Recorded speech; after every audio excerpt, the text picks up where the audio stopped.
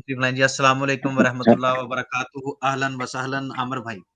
वालेकुम अस्सलाम जज़ाकल्लाह अली भाई। हजरत अस्सलाम वालेकुम, क्या हाल वालेकुम अहवाल है? सलाम वालेकुम सलाम। माशाल्लाह, सबको भी जो सुन रहे हैं जनाब उनको भी प्यार भरा सलाम। जुल्फकार भाई, अली भाई और हजरत को भी माशाल्लाह। हजरत एक सवाल है मेरा जी, भी। आप तो जवाब देने के लिए आए, करें सवाल करने के लिए नहीं। नहीं नहीं नहीं, आपसे माशाल्लाह बड़ा कुछ सीखने को मिलता है और यही मौके होते हैं, बहाने होते हैं जिनमें मिल जाता है।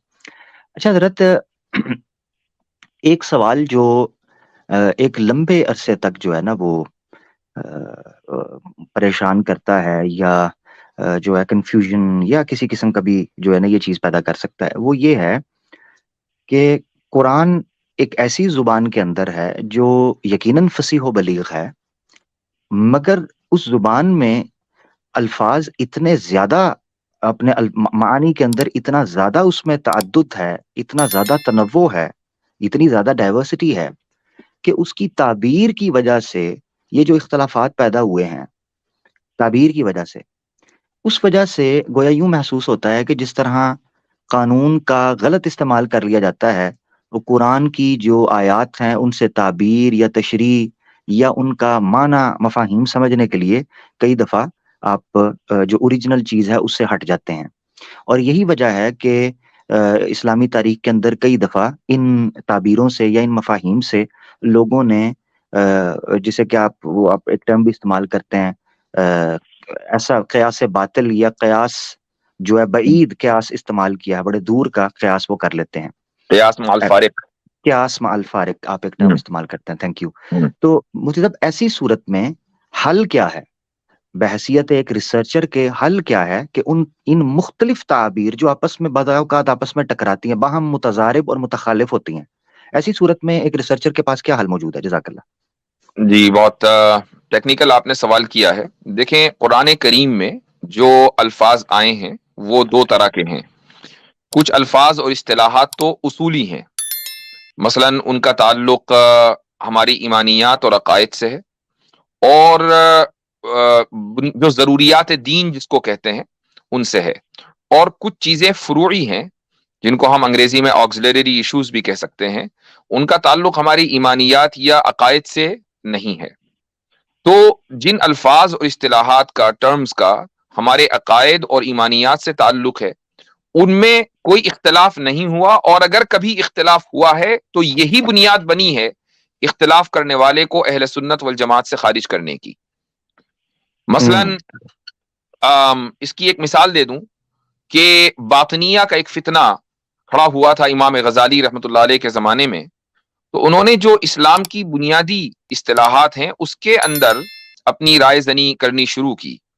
मसलन उन्होंने ये कहा कि नमाज का मतलब सिर्फ और सिर्फ मेडिटेशन है, आप मेडिटेट करें, नमाज पढ़ ली, नमाज हो जाएगी।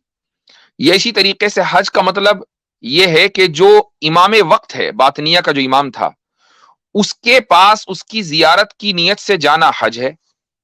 ठीक है, तो इस तरह उन्होंने इन तमाम इस तरह आखिरत के माने अलग बयान किए, सच के माने अलग बयान किए, झूठ के माने अलग बयान किए। ये सारी की सारी जो जरूरियात दीन से मुताल्लिक टर्मिनोलॉजीज हैं उनके उन्होंने अपने माना बयान किए। मौलाना अबुल हसन अली नदवी रहमतुल्लाह अलैह ने अपनी किताब तारीख दावत व अजीमत में इमाम गजाली रहमतुल्लाह अलैह का जहां तस्किरा उन्होंने किया है, उसके तहत बातनिया पर कलाम किया है और बड़ी तफसील के साथ कलाम किया है, तो वहां इसको देखा जा सकता है।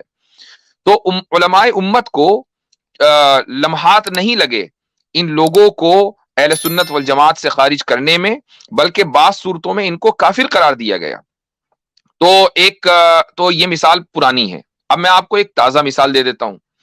ताजा मिसाल है होमोसेक्सुअलिटी की, कि कुरान करीम ने लवातत को, सुदूमियत को वाज़ेह अंदाज से उसको कंडेम किया है, और जिन लोगों ने इस जुर्म का इर्तिकाब किया था उनको अल्लाह सुब्हानहू व तआला ने सजा दी, और उसका जा बजा कुरान में जिक्र किया है, अलग अलग मौकों पर जिक्र किया है। लेकिन आज के दौर में कुछ मुसलमान, सो कॉल्ड मुस्लिम्स, ऐसे हो गए हैं जो ये कहते हैं कि नहीं, कौम लूत को जो अजाब दिया गया था तो वो सुदूमियत पर नहीं दिया गया था, इस हरकत पर, होमोसेक्सुअलिटी पर नहीं दिया गया था, बल्कि वो रेप के ऊपर दिया गया था। वो रेप करते थे, रेपिस्ट थे। बिल्कुल।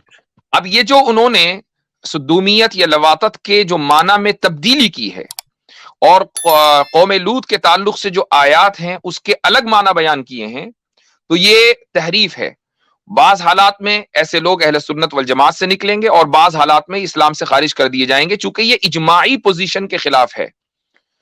قرآن کریم نے واضح طور سے ایک جگہ کہا ہے کہ وَمَن يَتَّبِعْ غَيْرَ سَبِيلِ الْمُؤْمِنِينَ نُوَلِّهِ مَا تَوَلَّى وَنُصْلِهِ جہنم، کہ جو لوگ مؤمنین کے راستے کے علاوہ کوئی دوسرا راستہ اختیار کریں گے ہم ان کو جہنم میں پہنچا دیں گے۔ تو مؤمنین کا جو راستہ ہے وہی اجماع ہے۔ تو یہ تو وہ اصطلاحات اور ٹرمینالوجیز ہیں کہ جن کا تعلق ایمانیات اور عقائد سے ہے۔ کچھ ٹرمز کا تعلق فروعی مسائل سے ہوتا ہے، فقہی مسائل سے ہوتا ہے، ان میں اختلاف کی گنجائش ہے، اور جتنا اس میں اختلاف ہوگا امت کے لیے رحمت کا دروازہ اتنا ہی وسیع ہوگا۔ اس کی بھی ایک مثال دے دیتا ہوں۔ وہ مثال ہے قرآن کریم میں سورہ بقرہ میں ایک آیت ہے والمطلقات یتربصن بانفسہن ثلاثۃ قروء، کہ جن عورتوں کو طلاق دے دی گئی وہ عدت گزاریں گی، اور عدت اس طریقے سے گزاریں گی کہ وہ 3 قروء تک انتظار کریں گی۔ اب یہاں اختلاف ہوا ہے علماء امت کے درمیان کہ قروء سے مراد کیا ہے۔ قرآن نے ایک لفظ دے دیا، اس کے 2 معنی ہیں اور دونوں معنی پاسبل ہیں۔ تو امام شافعی رحمۃ اللہ علیہ نے یہ کہا کہ 3 قروء سے مراد 3 پیورٹی پیریڈز ہیں، یعنی 3 طہر ہیں، اور امام ابو حنیفہ رحمۃ اللہ علیہ نے کہا کہ 3 قروء سے مراد 3 حیض ہیں، منتھلی سائیکلز۔ تو جب ایک عورت کو 3 مرتبہ منتھلی سائیکلز آ گئے تو اس کی عدت پوری ہو گئی۔ امام شافعی نے کہا کہ نہیں، 3 مرتبہ منتھلی سائیکلز آنے کے بعد وہ پاک ہو گئی تو پھر اس کی عدت پوری ہو گئی۔ یہ ایک فقہی اختلاف ہے، کچھ لوگ اس ایک اوپینین کو لیتے ہیں، کچھ دوسری اوپینین کو لیتے ہیں۔ تو فروعات میں اختلاف ہو سکتا ہے، جیسے ہی ضروریات میں، اور اسی طریقے سے جو ایمانیات ہیں اس کے لیے قرآن نے جو الفاظ استعمال کیے ہیں وہ روز اول سے طے ہیں، اس کا ایک ہی معنی ہے، اس کے علاوہ کوئی دوسرا معنی اس میں سے نکالا جائے گا تو یا تو بندہ اہل سنت سے خارج ہوگا یا ایمان سے نکلے گا۔ زبردست، جزاک اللہ حضرت، جزاک اللہ، بہت خوبصورت، جزاک اللہ۔